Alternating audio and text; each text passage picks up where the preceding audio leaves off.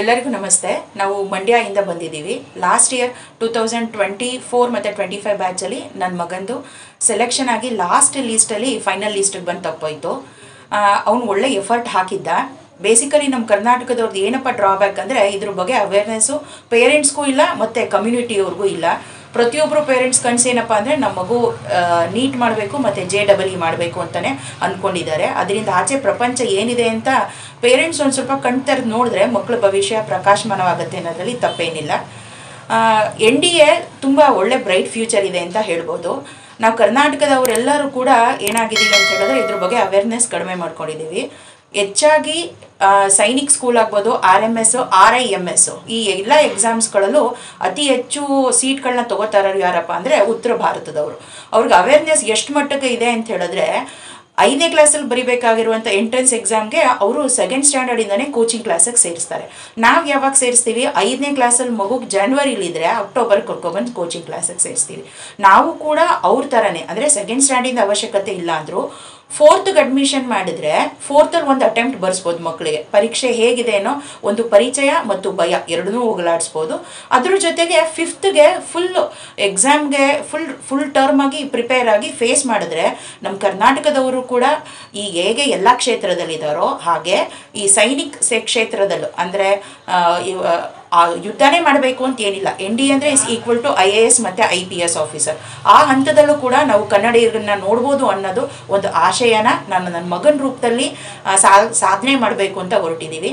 ಇದಕ್ಕೆ ನಮ್ಮ SAM ಅಕಾಡೆಮಿಯವರು ಪ್ರತ್ಯಕ್ಷವಾಗಿ ಮತ್ತು ಪರೋಕ್ಷವಾಗಿ ನಮ್ಮಂಥ ಅನೇಕ ಪೋಷಕರಿಗೆ ಮತ್ತು ವಿದ್ಯಾರ್ಥಿಗಳಿಗೆ ತುಂಬ ಹೃದಯದಿಂದ ಅವರು ಎಲ್ಲ ರೀತಿಯ ಮಾಹಿತಿಯನ್ನು ಕೊಡ್ತಾ, ಸ್ಥಳಾವಕಾಶವನ್ನು ಕೊಡ್ತಾ, ಉತ್ತಮ ಮಾರ್ಗದರ್ಶನ ಮತ್ತು ಕೋಚಿಂಗನ್ನು ಕೊಡ್ತಾ ಇದ್ದಾರೆ. ಅವರಿಗೆ ನಾವು ಧನ್ಯವಾದವನ್ನು ಈ ಸಂದರ್ಭದಲ್ಲಿ ತಿಳಿಸ್ತಾ ಎಲ್ಲ ಪೋಷಕರು ಕೂಡ ಇದ್ರ ಬಗ್ಗೆ ಹೆಚ್ಚಿನ ಗಮನವನ್ನು ಹರಿಸಿ ಮಕ್ಕಳಿಗೆ ಇದ್ರ ಕಡೆಗೆ ಸನ್ನದ್ಧರನ್ನಾಗಿ ಮಾಡಬೇಕಾಗಿ ಕೇಳ್ಕೊತೇನೆ. ಪೋಷಕರ ಕೇಳ್ಕೊಂಡ್ರಲ್ಲ, ಒಬ್ಬರು ಪೋಷಕರ ಮನದಾಳದ ಮಾತು. ಈಗ ಕೊನೆಯ ವರ್ಷದಲ್ಲಿ 2025ನೇ ಇಸ್ವಿನಲ್ಲಿ ಅವರ ಮಗ ಟಾಪ್ ಸ್ಟೂಡೆಂಟು ನಮ್ಮಲ್ಲಿ ಆಗಿದಂಥದ್ದು. ಆದರೂ ಕೂಡ ಕೆಲವೊಂದು ಅವ್ರಗಳಿಗೆ ಆದಂತಹ ಪ್ರಾಕ್ಟಿಕಲ್ ಅನುಭವಗಳನ್ನ ಅವ್ರು ಹಂಚ್ಕೊತಿದ್ದಾರೆ. ಈಗಲೂ ಇನ್ನಷ್ಟು ಮಾತಾಡ್ತಾರೆ, ಕೇಳ್ಕೊಳ್ಳಿ. ಏಕೆಂದರೆ ಎಷ್ಟೋ ಪೋಷಕರಿಗೆ ಸರಿಯಾದ ರೀತಿ ಮಾಹಿತಿ ಕೊರತೆ ಇದೆ. ಜೊತೆಗೆ ಅವೇರ್ನೆಸ್ ಜೊತೆಗೆ ಅವ್ರಿಗೆ ಇಂಟ್ರೆಸ್ಟ್, ಅದರದ್ದು ವ್ಯಾಲ್ಯೂ ಏನು, ಮುಂದೆ ಅದರಿಂದ ಏನು ಸಿಗ್ಬೋದು, ಇದ್ರ ಬಗ್ಗೆ ಚಿಂತನೆ ಕಡಿಮೆ ಇದೆ. ಇತ್ತೀಚಿನ ಮಕ್ಕಳುಗಳು ನೀವು ನೋಡ್ತಾ ಇದ್ದೀರಾ, ಈಗಿನ ಜನ್ರೇಷನಲ್ಲಿ 10th PUC ಪಾಸ್ ಆದ್ರೂ ಕೂಡ ಬೇರೆ ರೀತಿಯ ಅವಕಾಶಗಳು ಸಿಗ್ತಾ ಇಲ್ಲ. ಡಿಗ್ರಿ ಆಗಿದೆ, ಡಬಲ್ ಡಿಗ್ರಿ ಆಗಿದೆ, ಆದರೂ ಕೂಡ ಇಲ್ಲೇ ಇರ್ತಾರೆ. ಕಾರಣ ಸೆಂಟ್ರಲ್ ಗೌರ್ಮೆಂಟ್ ಸಿಗುವಂಥ ಸೌಲಭ್ಯಗಳನ್ನ ಸರಿಯಾದ ರೀತಿ ಬಳಕೆ ಮಾಡ್ಕೊಳ್ತಾ ಇಲ್ಲ. ಹಾಗಾದರೆ ಮೇಡಮ್ ಹತ್ರ ಇನ್ನಷ್ಟು ಮಾತಾಡೋಣ. ಏನು ಈ ಒಂದು ಎಕ್ಸಾಮ್ಗೆ ಪ್ರಿಪ್ರೇಷನ್ ಯಾವ ಥರ ಇರಬೇಕು, ಅವರೊಬ್ಬರು ಟೀಚರ್ ಆಗಿದ್ದಾರೆ, ಜೊತೆಗೆ ಏನು ಅವ್ರ ಸಾಹಸಗಳನ್ನ ಮಾಡಿದ್ರು, ಮಗುವಿನ ಜೊತೆಗೆ ಎಷ್ಟೊಂದು ತಯಾರಿ ಮಾಡಿಕೊಂಡ್ರು, ತಯಾರಿ ಮಾಡಿದ್ಮೇಲೂ ಕೂಡ ಟಾಪ್ ಸ್ಟೂಡೆಂಟ್ ಇದ್ರೂ ಕೂಡ ಅಂದರೆ ನಮ್ಮ ಕರ್ನಾಟಕದಲ್ಲಿ ನಮ್ಮಲ್ಲಿರುವಂಥ ಸ್ಟೂಡೆಂಟಲ್ಲಿ ಟಾಪ್ ಇದ್ದಾನೆ. ಅದರಲ್ಲೂ ಕೂಡ ಈಗ ಮೆಡಿಕಲ್ ತನಕ ಹೋಗಿ ಅಲ್ಲಿಂದ ರಿಜೆಕ್ಟ್ ಆಗಿ ಬಂದಿರೋಂಥದ್ದು, ಮೆಡಿಕಲ್ ತನಕ ಹೋಗಿ ರಿಜೆಕ್ಟ್ ಆಗಿ ಬಂದಿದ್ದಾನೆ. ಅಲ್ಲಿಗೆ ಅರ್ಥ ಎಷ್ಟೊಂದು ಅವ್ರಗಳಿಗೆ ಟ್ರಬಲ್ಗಳಾಗಿದ್ದಾವೆ, ಎಷ್ಟು ಖರ್ಚು ವೆಚ್ಚ ಆದ್ರೂ ಕೂಡ ಯಾಕೆ ಅವಕಾಶಗಳನ್ನ ಅದಕ್ಕೆ ಕಲ್ಪಿಸ್ಕೊಳ್ಳೋದು ಆಗಲಿಲ್ಲ, ಅದ್ರ ಬಗ್ಗೆ ಡಿಸ್ಕಷನ್ ಮಾಡೋಣ ಬನ್ನಿ. ಈಗ ಮೆಡಿಕಲ್ಗೆ ಹೋಗಬೇಕು ಅಂತಂದರೆ ಎಲ್ಲ ರಾಜ್ಯದಿಂದ ಎಲ್ಲ ಬಂದಿರ್ತಾರೆ. ಆದರೆ ನಮ್ಮ ಸಿಸ್ಟಮಲ್ಲಿ ಏನಪ್ಪ ಅಂದರೆ ಇಡೀ ದೇಶದ ಒಂದು ರಿಸಲ್ಟ್ ನೋಡಿದ್ರೆ ನಮ್ಮ ಕರ್ನಾಟಕದಿಂದ ಸೆಲೆಕ್ಟ್ ಆಗಿರೋದು ಕೇವಲ 4ರಿಂದ 5 ಮಂದಿ ಮಾತ್ರ. ಅಂದರೆ ಯಾಕೆ ನಮ್ಮ ದಕ್ಷಿಣ ಭಾರತದವ್ರನ್ನ ಸೈನಿಕಲ್ಲಿ ನೆಗ್ಲೆಕ್ಟ್ ಮಾಡ್ತಾ ಇದ್ದಾರೆ? ನಮಗೂ ಇಷ್ಟು ಪರ್ಸೆಂಟೇಜ್ ಅಂತ ಕೊಡಲೇಬೇಕು. ಈಗ 333 ಶಾಲೆಗಳಲ್ಲಿ ಹೆಚ್ಚಾಗಿ 310 ಸೀಟ್ಸ್ ಇರುತ್ತೆ. ಅದರಲ್ಲಿ ನಮ್ಗೊಂದು 10% ಅಂದರೆ ಇಷ್ಟಿಂಥ ರಾಜ್ಯಗಳಿಗೆ ಇಷ್ಟಿಷ್ಟು ಸೀಟ್ ಅಂತ ಹಂಚಿದ ಮೇಲೆ ನಮ್ಗೆ ಅಷ್ಟು ಸೀಟ್ಗಳನ್ನ ಕಾಯ್ದಿರಿಸಬೇಕು. ಅತಿ ಹೆಚ್ಚು ತಗೊಳ್ಳೋ ಸ್ಟೂಡೆಂಟ್ಸು ಯಾವಾಗ್ಲೂ ಬಿಹಾರ್, UP ಮತ್ತು ಮಧ್ಯಪ್ರದೇಶ, ಉತ್ತರ ಭಾರತದ ಕಡೆಗೆ ಹೆಚ್ಚಿನ ಒಲುಮೆ ಯಾಕೆ ತೋರಿಸ್ತಾ ಇದ್ದಾರೆ? ಈ ಸಂದರ್ಭದಲ್ಲಿ ನಮ್ಮ ದಕ್ಷಿಣ ಭಾರತದವ್ರನ್ನ ಯಾಕೆ ಕಡೆಗಾಣಿಸ್ತಾ ಇದ್ದಾರೆ ಅಂತ ತಾಯಿಯಾಗಿ ಮತ್ತು ಪೋಷಕರಾಗಿ, ಒಬ್ಬ ಟೀಚರ್ ಆಗಿ ನನ್ನ ಪ್ರಶ್ನೆ. ಪೋಷಕರು ಕೇಳ್ಕೊಂಡ್ರಲ್ಲ, ಇದು ನಮ್ಮ ಸೌತ್ ಅಲ್ಲಿ, ನಮ್ಮ ದಕ್ಷಿಣ ಭಾರತದಲ್ಲಿರುವಂಥ Karnataka, Tamil Nadu, Kerala, Andhra Pradesh, Telangana, Maharashtra included almost 6 to 7 ನಮ್ಮ ರಾಜ್ಯಗಳಿಗೆ ಆಗ್ತಿರುವಂಥ ಒಂದು ಅನ್ಯಾಯ ಅಂತಲೇ ಹೇಳಲಿಕ್ಕೆ ಇಷ್ಟಪಡ್ತೀನಿ. ಇದ್ರ ಬಗ್ಗೆ ನಾನು ಬಹಳಷ್ಟು ಚರ್ಚೆನ ಮಾಡಿದ್ದೆ. ಡೆಲ್ಲಿ ತನಕ ಕೂಡ ನಾನು ಇದನ್ನು ಅಬ್ಜೆಕ್ಷನ್ ಕೂಡ ತಗೊಂಡ್ಮೇಲೂ ಕೂಡ ಅವ್ರು ಹೇಳ್ತಾ ಇರೋದು ಏನಂತಂದರೆ, ಈ ಒಂದು ಭಾಗದಲ್ಲಿರುವಂಥ ಎಲ್ಲರೂ ಕೂಡ ಸುಖ ಜನಗಳು, ಇವರಿಗೆ ಯಾವ ರೀತಿ ಕೊರತೆ ಇಲ್ಲ, ಬಡವರಲ್ಲ, ಇವರೆಲ್ಲ ಶ್ರೀಮಂತರು ಅಂತ ಕನ್ಸಿಡರ್ ಮಾಡಿಬಿಟ್ಟಿದಾರಂತೆ. ಅದೆಲ್ಲಿ ತನಕ ಮಾಡಿದ್ರು, ಅದನ್ನು ನಿಗದಿತವಾಗಿ ಇಷ್ಟು ವರ್ಷ ಅಂತ ಇರ್ತದೆ, ಬಟ್ ಅದನ್ನೇ ಕಂಟಿನ್ಯೂಸ್ ಆಗಿ ತಗೊಂಡು ಹೋಗ್ತಾನೆ ಇದ್ದಾರೆ. ಇದು ರಾಜಕೀಯವಾಗಿ ತಗೊಳ್ತಿದ್ದಾರೋ ಅಥವಾ ಬೇರೆ ತಗೊಳ್ತಿದ್ದಾರೋ ಗೊತ್ತಿಲ್ಲ. ನಮ್ಮ ಸೌತ್ಗಂತೂ ಬಹಳ ಅನ್ಯಾಯ ಆಗ್ತಾ ಇದೆ. ಇದಕ್ಕೆ ನಮ್ಮ ಮೇಡಮ್ ಅವ್ರು ಹೇಳ್ತಿದ್ರು, ನಮ್ಮ ಸೆಂಟ್ರಲ್ ಗೌರ್ಮೆಂಟಲ್ಲಿ ಇವಾಗ ಮಿನಿಸ್ಟರ್ ಆಗಿರುವಂಥ ನಮ್ಮ ಕುಮಾರಸ್ವಾಮಿ ಸಾಹೇಬರು ಸ್ವಲ್ಪ ಇದನ್ನು ಗಮನಿಸಿದ್ರೆ ಮುಂದಿನ ದಿನ ಈ ಆಗಿರುವಂಥ ಅನ್ಯಾಯನ ತಡೆಗಟ್ಟಿ ನಮ್ಮ ಈ ಸೌತ್ನ ಇರುವಂಥ ನಮ್ಮ ಪೋಷಕರ ಏನು ಕನಸಿದೆ ಕನಸಿಗೆ ಅವರು ಕೂಡ ಒಂದು ನನಸು ಮಾಡ್ಕೊಳ್ಳುವಂಥ ಒಂದು ಅವಕಾಶ ಕೊಡ್ಬೋದು ಅಂತ ಹೇಳಲಿಕ್ಕೆ ಇಷ್ಟಪಡ್ತೀನಿ. ನಾವು ಅವತ್ತೇ ಅನ್ಕೊಂಡ್ವಿ ನಮ್ಮ ಕುಮಾರಸ್ವಾಮಿ ಅವರು ನಮ್ಮ ಪ್ರಾಂತದವರೇ, ಹಾಸನದವರೇ ಆಗಿರೋದ್ರಿಂದ, ನಾವು ಮೂಲತಃ ಮಂಡ್ಯದವರಾಗಿರೋದ್ರಿಂದ ನಮಗೆ ಅವಾಗ ಸ್ವಲ್ಪ ಕೋಪ ಅಂತೂ ಬಂದದ್ದು ಸತ್ಯನೇ. ಯಾಕೆ ನಮ್ಮ ದಕ್ಷಿಣ ಭಾರತದವ್ರನ್ನ, ಅದು ಕರ್ನಾಟಕದವ್ರನ್ನ ಈ ರೀತಿ ಇವರು ನೆಗ್ಲೆಕ್ಟ್ ಮಾಡ್ತಾ ಇದ್ದಾರೆ. ಸೆಂಟ್ರಲ್ ಗೌರ್ಮೆಂಟ್ ನೀವು ಯಾವುದೇ ಜಾಬ್ ತಗೋಬಹುದು, not only Sainik school, banking ಉದ್ಯಮ ಆಗ್ಬೋದು, ರೈಲ್ವೆ ಉದ್ಯಮ ಆಗ್ಬೋದು, ಯಾವುದೇ ಸೆಂಟ್ರಲ್ ಜಾಬಲ್ಲಿ ನಾವು ನೋಡಿದ್ರು ನಮ್ಮ ದಕ್ಷಿಣದವರ ಪಾಲು ತುಂಬಾ ಕಡಿಮೆ, ಉತ್ತರದವರು ಬಹುಪಾಲು ಆವರಿಸ್ಕೊಬಿಟ್ಟಿದ್ದಾರೆ. ಹೀಗೆ ಮುಂದೊಂದು ದಿನ ಆದರೆ ಎಲ್ಲ ಫೀಲ್ಡಲ್ಲೂ ಬರೀ ನಾರ್ತ್ ಇಂಡಿಯಾದವರೇ ಇರ್ತಾರೆ ಹೊರತು ನಾವು ಸೌತ್ ಇಂಡಿಯಾದವರು ಬೆರಳೆ ಎಣಿಕೆ ಜನದಷ್ಟು ಕೂಡ ಇರ್ಲಿಕ್ಕೆ ಸಾಧ್ಯ ಇಲ್ಲ. ಹಾಗಾಗಿ ನಾವು ನಮ್ಮ ಛಾಪನ್ನು ಇಡೀ ಭಾರತದಾದ್ಯಂತ ಮೂಡಿಸ್ಬೇಕು ಅಂದರೆ ನಾವು ನಮ್ಮ ಮಕ್ಕಳನ್ನ ಹೆಚ್ಚಾಗಿ ಈ ಕೇಂದ್ರ ಉದ್ಯೋಗಗಳಾದ ರೈಲ್ವೆ ಇಲಾಖೆ, ಅಂಚೆ ಇಲಾಖೆ, NDA ಎಕ್ಸಾಮ್ಸ್ಗಳಾಗ್ಬೋದು ಅಥವಾ ರಕ್ಷಣಾ ಇಲಾಖೆ, ಈ ಎಲ್ಲ ಇಲಾಖೆಗಳನ್ನು ನಾವು ನಮ್ಮ ಕರ್ನಾಟಕದಿಂದ ನಮ್ಮ ಮಕ್ಕಳನ್ನ ರೆಪ್ರೆಸೆಂಟ್ ಮಾಡಬೇಕು ಅಂತ ಎಲ್ಲ ಪೋಷಕರಲ್ಲಿ ವಿನಂತಿ ಮಾಡ್ಕೋತಾ ಇದ್ದೇನೆ. 5th ಎಕ್ಸಾಮ್ ಇದೆ ಅಂತ ಹೇಳಿದ್ರೆ ದಯವಿಟ್ಟು 5th ಕೋಚಿಂಗ್ ಕ್ಲಾಸ್ ಸೇರಿಸ್ಲಿಕ್ಕೆ ಹೋಗಬೇಡಿ. ಎಲ್ಲ ಕಡೆನೂ 3rd ಸ್ಟ್ಯಾಂಡರ್ಡಿಂದ ಇರುತ್ತೆ. 3rd ಸ್ಟ್ಯಾಂಡರ್ಡ್ ಕಳಿಸ್ಲಿಕ್ಕೆ ಆಗಲಿಲ್ಲ ಅಂದರೂ ಅಟ್ಲೀಸ್ಟ್ 4th, ಅದು SSCE ಅಂತ ಏನು ಕರಿತೀವಿ, Sainik school entrance, is nearly equal to the IAS exams. ನೀವು ಒಂದು ಪರೀಕ್ಷಾ ಕೇಂದ್ರಕ್ಕೆ ಹೋಗಿ ನಿಂತ್ಕೊಂಡ್ರೆ ನಿಮ್ಗೆ ಗೊತ್ತಾಗುತ್ತೆ ಅಪ್ಪ ಇಷ್ಟು ಮಟ್ಟದಲ್ಲಿ ಪೋಷಕರು ಅವೇರ್ನೆಸ್ ಇದೆಯಾ ಅಂತ. ಹಾಗಾಗಿ ನಾವು 4ನೇ ಕ್ಲಾಸಲ್ಲಿ ಮಗು ಓದ್ತಾ ಇರಬೇಕಂದ್ರೆ ಅದ್ರ ಕಡೆ ಗಮನ ಹರಿಸಿದ್ರೆ ಖಂಡಿತವಾಗ್ಲೂ ನಮ್ಮ ಮಕ್ಕಳನ್ನ ನಾವು ಸೈನಿಕ್ ಶಾಲೆಯಲ್ಲಿ ಓದಿಸ್ಬೋದು. ಕೆಲರಿಗೂ ನಂಬಿಕೆ ಇದೆ ಇದ್ರಲ್ಲಿ ತುಂಬ ದುಬಾರಿ, ಅಷ್ಟು ದುಡ್ಡು ಕೊಟ್ಟು ಓದಿಸ್ಬೇಕಂತ. ನಮ್ಮ ದುಡ್ಡಿಗೆ ತಕ್ಕಂಥ ಅಲ್ಲಿ ಫಲ ನಮ್ಗೆ ಸಿಕ್ಕೇ ಸಿಗತ್ತೆ. ಆಲ್ರೌಂಡ್ ಡೆವಲಪ್ಮೆಂಟ್ ಏನಂತ ಕರಿತೀವಿ, ಮಗುವಿನ ಸರ್ವತೋಮುಖ ಬೆಳವಣಿಗೆ, ಶೈಕ್ಷಣಿಕವಾಗಿ ಮಾತ್ರ ಅಲ್ಲ, ಮಗು ದೈಹಿಕವಾಗಿ, ಮಾನಸಿಕವಾಗಿ, ಶೈಕ್ಷಣಿಕವಾಗಿ ಸನ್ನದ್ಧರನಾಗಿ ಗೊಳಿಸುವಲ್ಲಿ ಸೈನಿಕ್ ಶಾಲೆಯ ಪಾತ್ರ ಬಹಳ ಇದೆ ಅಂತ ನಾನು ಹೇಳಲಿಕ್ಕೆ ಇಷ್ಟಪಡ್ತೀನಿ.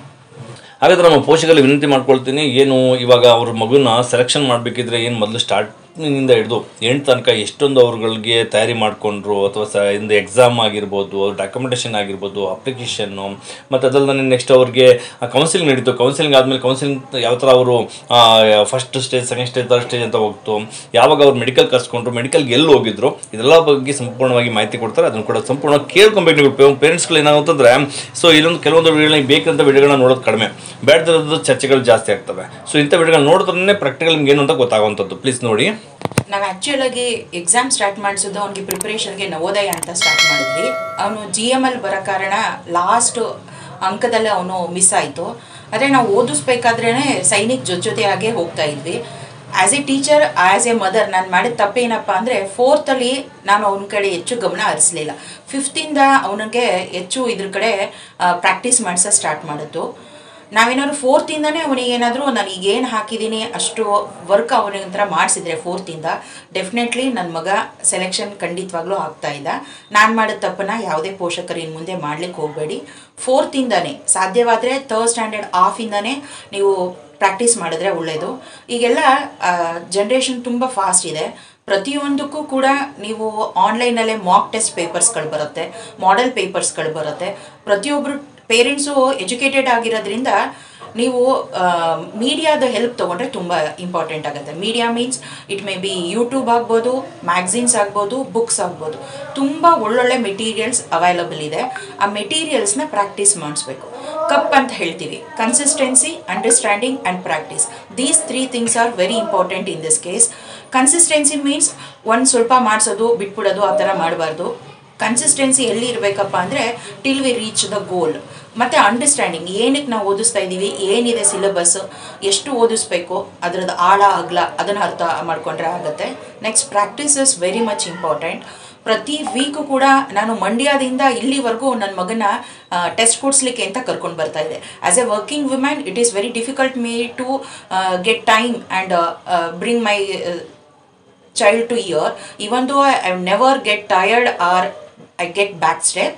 ನಾನು ತುಂಬ ಕಷ್ಟಪಟ್ಟಿದ್ದೆ, not only me, my whole family. ಅದ್ರ ಜೊತೆಗೆ ನನ್ನ ಮಗನೂ ಕೂಡ ತುಂಬ ಡೆಡಿಕೇಟಿವ್ ಆಗಿ ವರ್ಕ್ ಮಾಡ್ದ.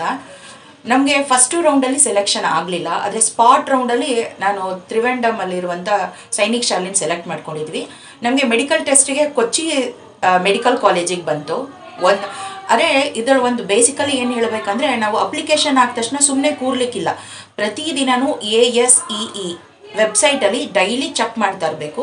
ನಮ್ಮ ನಂಬರ್ ಏನಿರುತ್ತೆ, ಅಡ್ಮಿಷನ್ ನಂಬರ್ ಹಾಕಿ ಏನಿದೆ ಪ್ರಾಸೆಸ್ಸು 6 ಸ್ಟೆಪ್ಸಲ್ಲಿ ನಡೆಯುತ್ತೆ. ಪ್ರತಿದಿನವೂ ಅಪ್ಡೇಟ್ ಆಗಿರುತ್ತೆ. ಅದಕ್ಕೆ ಹೇಳಿದ್ದು consistency is very much important ಅಂತ.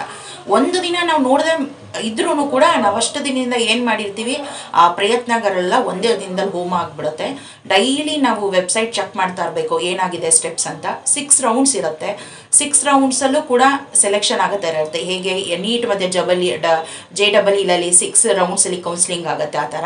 ಅದಾದ ನಂತರ ಲಾಸ್ಟ್ ಫೈನಲಲ್ಲಿ ಸ್ಪಾಟ್ ರೌಂಡ್ ಸೆಲೆಕ್ಷನ್ ಅಂತ ಬರುತ್ತೆ. ಸ್ಪಾಟ್ ರೌಂಡ್ ಸೆಲೆಕ್ಷನಲ್ಲಿ ನಮ್ಮ ಮಗು ಸೆಲೆಕ್ಷನ್ ಆಗಿ ನಾವು ಸಿಂಗಲ್ ಸ್ಕೂಲ್ ಸೆಲೆಕ್ಷನಲ್ಲಿ ತ್ರಿವೇಂದ್ರಂ ತೊಗೊಂಡ್ವಿ. ಇದೆಲ್ಲ ಪ್ರೋಸೆಸ್ ಇರುತ್ತೆ. ನಾವು ಅದಕ್ಕೆ ಹೇಳೋದು ಪೂರ್ತಿ ಅಂಡರ್ಸ್ಟ್ಯಾಂಡ್ ಮಾಡ್ಕೋಬೇಕು ಅಂತಂದರೆ ಅದು ಪ್ರಾಸೆಸ್ ಏನಿದೆ, ಏನೆಲ್ಲ ಸ್ಟೆಪ್ಸ್ ಇದೆ ಅಂತ ಫಸ್ಟು ಪೇರೆಂಟ್ಸು ಮತ್ತು ಕೋಚಿಂಗ್ ಕ್ಲಾಸ್ ಅವರಿಂದ ಎಕ್ಸ್ಪ್ಲೈನ್ ಮಾಡೋದನ್ನ ನಾವು ತಿಳ್ಕೊಂಡಾದ್ಮೇಲೆ ಪ್ರತಿಯೊಂದು ಹಂತದಲ್ಲೂ ನಾವು ಮಕ್ಕಳಿಗೆ ಹೇಳ್ತಾ ಬರ್ತಾ ಇರಬೇಕು. ಸ್ಪಾಟ್ ಸೆಲೆಕ್ಷನ್ ಬಗ್ಗೆ ತುಂಬ ಜನ ಪೇರೆಂಟ್ಸ್ಗೆ ಗೊತ್ತೇ ಇರಲಿಲ್ಲ. ಈಗ ನನ್ನ ಮಗನಿಗಿಂತ ಜಾಸ್ತಿ ಸ್ಕೋರ್ ಮಾಡಿಸಿರೋ ಎಷ್ಟೋ ಪೇರೆಂಟ್ಸು ಅವರು ಕೈ ಚೆಲ್ಲಿ ಕೂತ್ಬಿಟ್ಟಿದ್ರು. ಅವರು ಮೇ ಬಿ ನೋಡಿದರೆ ಮಗು ಸೆಲೆಕ್ಷನ್ ಆಗೋ ಚಾನ್ಸಸ್ ಇತ್ತು. ನಾವು ಮೆಡಿಕಲಿಗೆ ಹೋದಾಗ ಕರ್ನಾಟಕದಿಂದ ನಾವು 3 ಜನ ಹೋಗಿದ್ವಿ.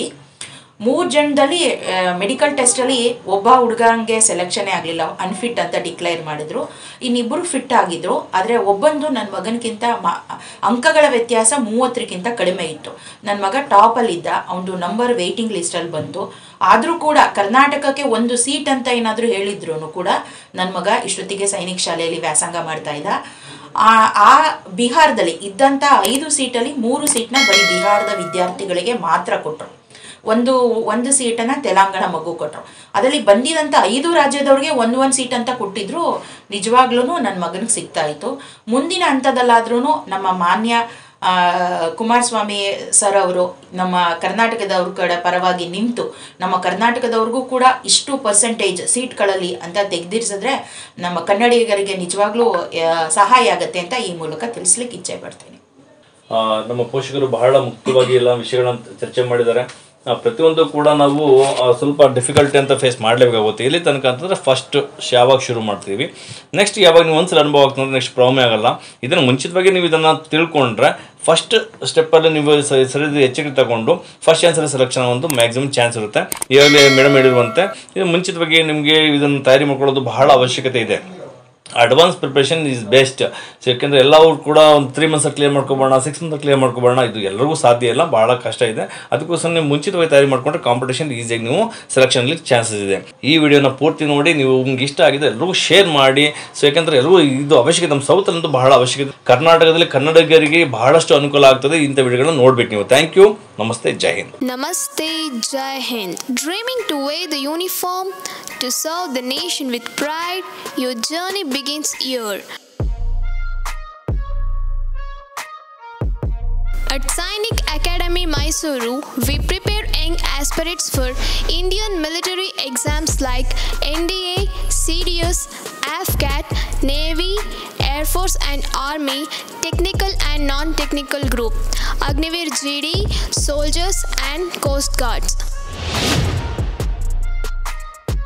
Paramilitaries like SSC, CPO, Central Armed Police Forces, which includes BSF, CISF, CRPF, Assam Rifle, ITBP, SSF, NIA, Delhi Police, RPF, CGL, CHSL, RRB, MTS, SSP, State Police, Forest Guard and Fire Brigades, PC, PSI and more. Specialized coaching for competitive exams, SAM offering a combination of school education and focused coaching for 4th to 10th grade students preparing for RMS, Sainik School, JNV. And also we offering college education and defense coaching for advanced career opportunities. 9th, 10th, PUC, Science, PCMB, PCMC, State and CBSE. From academics to physical fitness, from mental toughness to leadership skills, we shape future warriors of India. 370 plus candidates from Sainik Academy Mysuru have already achieved their dreams. Are you next? Sainik Academy Mysuru, building soldiers, building the nation.